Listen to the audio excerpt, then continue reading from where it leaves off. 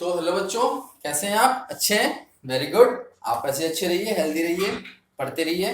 तो देखिए बच्चों, आज हम आपके लिए अकाउंट्स में बहुत ही इम्पोर्टेंट क्लास लेके आए हैं और बहुत बेसिक चीज आपको सीखनी है इस टॉपिक के अंदर, क्योंकि आपको आगे जाके बहुत में काम आने वाली है और ये एग्जाम पॉइंट ऑफ व्यू से जो टॉपिक आज का है बहुत इंपॉर्टेंट टॉपिक है। तो बेसिकली देखिए हम क्या करते हैं, आज हम नया टॉपिक करेंगे यहाँ पर। जो नया टॉपिक है आपका वो है एडमिशन ऑफ पार्टनर के अंदर ट्रीटमेंट ऑफ गुडविल। इसके आप मल्टीपल क्वेश्चंस आपको देखने को मिलेंगे और ये आपको सॉल्व भी करने हैं सारे के सारे। तो बेसिकली ट्रीटमेंट ऑफ गुडविल में होता क्या है, जब नया पार्टनर पार्टनर एंटर करता है, जिसको हम आज हमारी पहली क्लास है और ये एडमिशन ऑफ पार्टनर की क्लास थर्ड है। एडमिशन ऑफ पार्टनर की क्लास थर्ड है और ट्रीटमेंट ऑफ गुडविल का पहला टॉपिक आज ये पहली क्लास हो रही है। तो आपको इसको तरीके से आपको सुनना भी है और समझना भी है और इसके आपको क्वेश्चंस भी अच्छे तरीके से करने हैं। तो बच्चों देखो, बेसिकली हम स्टार्ट करते हैं क्लास। क्लास स्टार्ट करने से पहले मैं आपसे दोबारा बोलूंगा कि आप प्लीज अपने पेन और कॉपी ओपन कर लीजिए, तो साथ साथ बुक भी ओपन कर लीजिए अगर पॉसिबल है। तो पेन कॉपी तो आप जल्दी से रेडी कर लीजिए, ताकि जो भी मैंने यहाँ पर लिखा है आपको उसको नोट डाउन करना पड़ेगा, क्योंकि वो आपको अभी जो और भी जो हमारी फर्दर क्लास होंगी ट्रीटमेंट ऑफ गुडविल की, उसमें भी आपको वो काम आने वाला है। तो आप सबसे पहले आप ये नोट कीजिए जो कि मैंने आपको आपके लिए लिखा है। तो देखिए बच्चों, यहाँ पे मैंने एग्जाम्पल आपको लिया सबसे पहले ट्रीटमेंट ऑफ गुडविल में।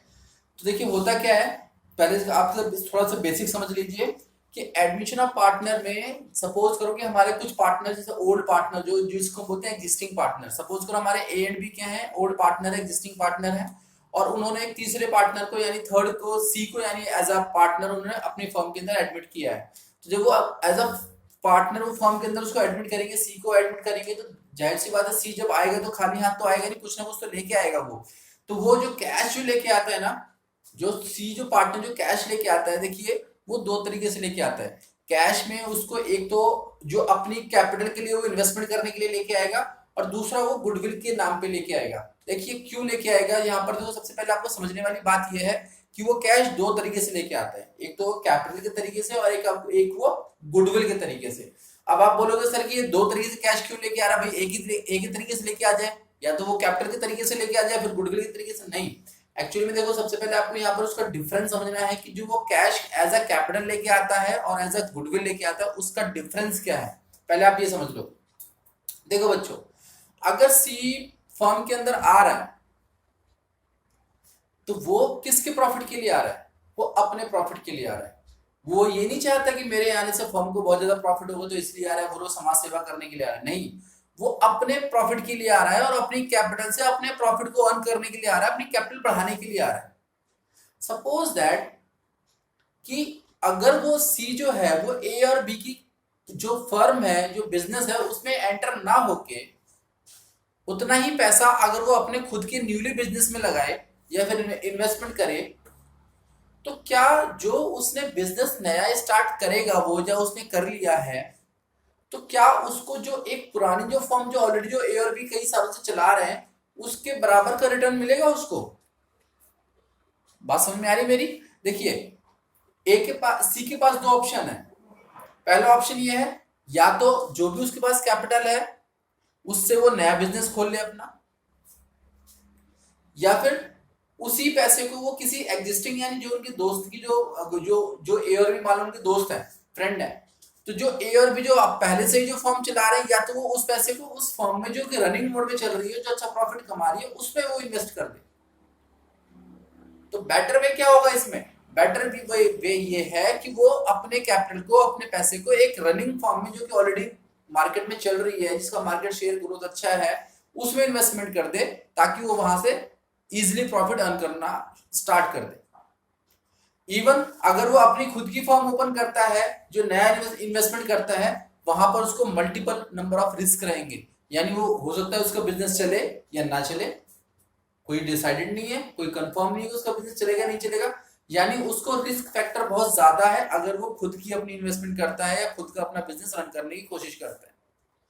तो वो इस रिस्क से बचने के लिए क्या करता है कि वो जो अपने ए और बी जिसके पुराने फ्रेंड है, जो उनकी जो कंपनी चल रही है, जो उनकी फर्म चल रही है, वो सोचता है कि मैं इसमें इन्वेस्टमेंट कर दूं, यहाँ पर मुझे इजिली रिटर्न मिलता रहेगा, क्योंकि वहां पर लॉसेस के चांसेस या रिस्क के चांसेस बहुत कम है। बट अब बात आती है कि ये तो सी की सोच है, ये सी ने अपना डिसीजन लिया कि भाई मुझे रिस्क कम करना है, तो मुझे वहां पर ए और बी के साथ जाने में ज्यादा ज्यादा अच्छा है, मेरा वहां पर रिस्क कम है।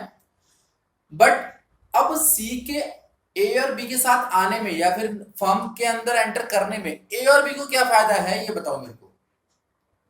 भाई ए और बी को भी तो कुछ फायदा मिलना चाहिए ना। ए और बी ने अगर अपने बिजनेस को इतने दिनों में एस्टैब्लिश करा है तो उन्होंने भी तो अपने एफर्ट्स लगाए होंगे ना। जिस रिस्क को लेने से सी बच रहा है वो रिस्क ए और बी ने ऑलरेडी लिए हैं, यानी उन्होंने तो अपना बिजनेस स्टार्ट किया था ना, तो उन्होंने तो वो रिस्क लिए होंगे, तो कहीं ना कहीं से वो रिस्क कवर करके आए हैं, यानी वो उस एफर्ट्स को लगा के आए हैं। और उन्होंने आज की डेट में अपने मार्केट में अपना इतना ग्रोथ बना लिया, इतना शेयर बना लिया है कि उनका बिजनेस इजीली चल रहा है। वो किस बेसिस पे चल रहा है? गुडविल के बेसिस पे। यानी ए और बी ने मार्केट में अपनी एक गुडविल क्या की है? क्रिएट की है, यानी जनरेट की है। तो अब ए और बी क्या बोलेंगे सी से कि भाई तुम जो गुडविल जो कैपिटल लेके आ रहे हो उसका रिटर्न तो भाई तुम्हें मिल जाएगा, तो उसमें तो तुम्हारा बेनिफिट है। बट हमारा क्या होगा? जो हमने इतने सालों से अपने बिजनेस को स्टैब्लिश करा है, इतना हमने पेन झेला है, हमने इतना रिलैक्स होकर काम किया है, उसका क्या होगा? तो उसके लिए भी तो हमें कुछ ना कुछ कॉम्पनसेशन चाहिए ना। तो उसको आप कैसे कंपनसेट करोगे? उसको आप गुडविल के थ्रू कंपनसेट करोगे। तो यानी ए और बी क्या बोलेंगे सी से कि भाई एक काम करो, आपको जो कैपिटल जो इन्वेस्ट करनी है आप करो, कोई प्रॉब्लम नहीं है हमें, बट जो हमारी फर्म की गुडविल है उसका आप जो आपके अकॉर्डिंग जो आपका शेयर बनता है उतनी आप गुडविल भी आप इसको दोगे। अब इसमें डिफरेंस क्या है? जो गुडविल का जो पैसा आएगा, जो गुडविल का जो पैसा जो नया पार्टनर लेके आएगा उसके बेनिफिट्स इसको सिंगल नहीं मिलेंगे, यानी उसके जो बेनिफिट्स मिलेंगे जो वो गुडविल लेके आएगा उसके जो बेनिफिट्स मिलेंगे वो किसको मिलेंगे? वो फर्म को मिलेंगे, यानी ए और बी को भी मिलेंगे। अब वो केवल सी को नहीं मिलेंगे, क्योंकि जो सी जो कैपिटल लेके आएगा उस पर जो रिटर्न मिलेगा वो तो केवल सी को मिलेगा, लेकिन जो वो गुडविल का जो पैसा लेके आएगा और जो उससे जो इन्वेस्टमेंट जो फर्म में होगी जो भी उससे होगा उसका जो बेनिफिट होगा वो ए और बी को भी मिलेगा। तो ये बेसिकली डिफरेंस होता है जो वो कैपिटल लेके आता है और जो गुडविल लेके आता है। कैपिटल पे जो भी उसको रिटर्न मिलेगा वो पर्टिकुलर उसी पार्टनर को मिलेगा, जो बेनिफिट्स मिलेंगे वो पार्टनर को मिलेंगे, बट जो गुडविल का जो शेयर लेके आता है उसका जो बेनिफिट मिलता है वो ओल्ड पार्टनर्स को मिलता है। तो these are the basically benefits of the और difference between the capital and goodwill. तो जो नया पार्टनर आता है वो हमेशा वो कैपिटल वो कैश लेके आता है, बट कैश को दो तरीके से लेके आता है, एक तो गुडविल के तरीके से और एक कैपिटल के तरीके से। तो देखिए यहाँ पर हमने इसी एग्जांपल को यहाँ पे मैंने बताया है और आपको एग्जांपल लिखना भी कॉपी में। एग्जांपल देखो मैं क्या ले रहा हूँ, एग्जांपल मैंने A and B are old partners लिया है, यहाँ पे इनका रेशियो 3:2। मैं दोबारा बोल रहा हूँ, A and B are the old partner and old ratio 3:2। आपको नोट करना है बच्चे, क्योंकि ये अभी एक दो क्लास और चलेगा, तो इस टॉपिक को आप यहीं से इसको कैरी करके चलो ताकि आपको आगे की क्लास में कंफ्यूजन ना हो। तो A and B are the old partner, इनका old ratio 3:2। C admitted as a new partner, यानी मैंने सी को नया पार्टनर एडमिट करा है फॉर 1/4 शेयर। इसका शेयर कितना है? 1/4 शेयर है सी का। देन आपका जो न्यू रेशियो बनता है वो यहाँ पर बनेगा 9:6:5। क्या बनेगा? 9:6:5। और जो यहाँ पे आपका एस आर यानी सैक्रिफाइसिंग रेशियो बनेगा वो बनेगा यहाँ पर आपका 3:2। ये भी आप नोट कर लीजिए ताकि आपको आगे बार बार सॉल्व ना करना पड़े और क्वेश्चन करने में प्रॉब्लम ना हो। तो देखिए आपका जो न्यू रेशियो बना वो 9:6:5 बना और जो आपका सैक्रिफाइसिंग रेशियो बना वो 3:2 बना। तो बेसिकली हमने ये एग्जांपल लिया है, अब आपको इसी एग्जांपल के अकॉर्डिंग ये पूरा का पूरा टॉपिक समझना है। तो देखिए बच्चों ये आपका एग्जांपल है जहां पर ए और बी आपके पार्टनर है ओल्ड, सी आपका न्यू पार्टनर आ रहा है 1/4 शेयर के लिए, सैक्रिफाइसिंग रेशियो ही आपका 3:2 जो ओल्ड रेशियो के इक्वल है। तो अब देखिए आपका करना क्या है, आपने सी को न्यू पार्टनर को बुलाया, ये कैश लेके आया। कैश ये दो तरीके से लेके आएगा, एक तो कैपिटल के तरीके से और एक प्रीमियम फॉर गुडविल के तरीके से। क्या ये कैश दो तरीके से लेके आएगा, एक तो कैपिटल के तरीके से और प्रीमियम फॉर गुडविल यानी दूसरा तरीका। अब ये जो कैश लेके आया, एक तो 1 लाख लेके आया कैपिटल एंड 20,000 लेके आया गुडविल। 1 लाख लेके आया कैपिटल एंड 20,000 लेके आया गुडविल, यानी टोटल कैश कितना लेके आया? ये टोटल कैश लेके आया है 1,20,000। तो आपको क्वेश्चन यही समझना है कि सी न्यू पार्टनर है, वो कैश लेके आ रहा है दो तरीके से, एक तो कैपिटल के तरीके से, दूसरा प्रीमियम फॉर गुडविल के तरीके से।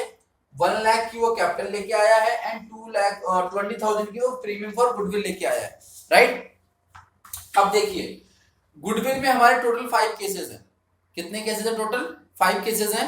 जिसमें से हम एक केस आज सीखेंगे, बाकी के केसेस हम नेक्स्ट क्लास में सीखेंगे, ताकि आपको समझने में आसानी ना हो। जो मैंने आज आपको बेसिक समझाए हैं वो आप तरीके से समझ रहे हैं। तो देखिए पहला जो हमारा केस होता है वो होता है हमारा when new partners bring cash as capital and premium for goodwill. यानी अगर नया पार्टनर हमारा कैश लेके आता है, when new partner brings cash, अगर नया पार्टनर हमारा कैश लेके आता है as capital and premium for goodwill, तो इसकी जर्नल एंट्री क्या होगी? तो इसकी वजह जनरल एंट्री जो होगी वो होगी cash account debit to new partners capital account debit to premium for goodwill account. Repeat कर रहा हूं मैं दोबारा, cash account debit to new partners capital account debit to premium for goodwill account debit. अगर हम इसको इस एग्जांपल में डाल के देखेंगे, जो आपको मैंने यहाँ पे एग्जांपल दिया है, तो अगर हम एग्जांपल में डाल के देखेंगे तो जो हमारी जनरल एंट्री बनेगी वो क्या बनेगी? कैश अकाउंट डेबिट 1,20,000, क्योंकि टोटल हमारा 1,20,000 बन रहा है। सीज कैपिटल अकाउंट कितना है? क्योंकि आप जो हमारा न्यू पार्टनर है वो कौन है? सी है, तो सीज कैपिटल अकाउंट हमारा कितना है? 1 लाख, क्योंकि 1 लाख कैपिटल लेके आया है, एंड प्रीमियम फॉर गुडविल लेके आया है वो 20,000।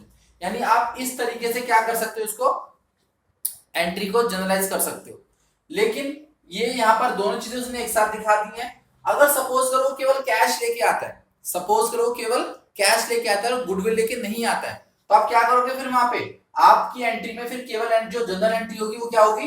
Cash account debit to partners capital account. आप फिर वहां पे गुडविल को नहीं लिखोगे, क्या लिखोगे? Cash account debit to partners capital account.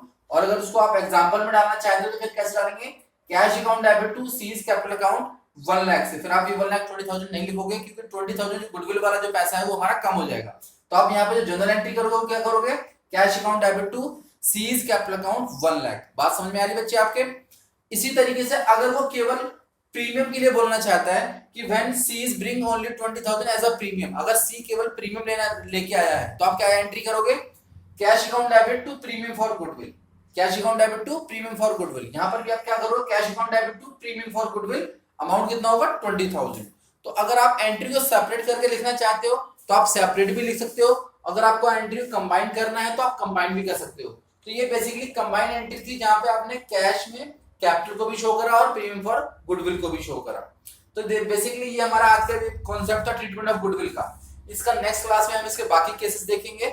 आज आप इसको प्रॉपर तरीके से आप देख लीजिए, ताकि आपको अच्छी तरीके से समझ में आ जाए, और आगे भी इसको रीड आउट कीजिएगा। इसके अगली क्लास में हम इसके आगे वाले केसेस करेंगे। तो बच्चों उम्मीद करता हूँ आपको ये बेसिक क्लास अच्छी लगी होगी और आपको ट्रीटमेंट ऑफ गुडविल अच्छे तरीके से समझ में आ जाए, आ भी गया होगा। और जो टॉपिक्स हमारे रह गए वो हम अगली क्लास में अच्छी तरीके से समझ लेंगे। आप कोशिश करना कि इसके जो क्वेश्चन थे आपके इजी तरीके से हो जाए। तो बच्चों आज की क्लास में एंड करता हूँ, एंड आप इसी तरीके से पढ़ते रहिए अच्छे तरीके से। आपको डेफिनेटली मैं आपको प्रॉमिस करता हूँ कि आपको कभी भी कोई प्रॉब्लम नहीं आएगी किसी भी टॉपिक के अंदर। मैं इसी तरीके से आपको टॉपिक पढ़ाता रहूंगा अच्छे तरीके से, और आप अच्छे तरीके से इसलिए पढ़ते रहिए। बस क्लास के अंदर अटेंटिव मोड में, और अपनी कॉपी और पेन ये हमेशा, और आपकी बुक हमेशा साथ में रहनी चाहिए, ताकि आपको कोई भी कॉन्सेप्ट है उसमें क्लैरिटी रहे हमेशा, और आप इसी तरीके से अच्छा करते रहें।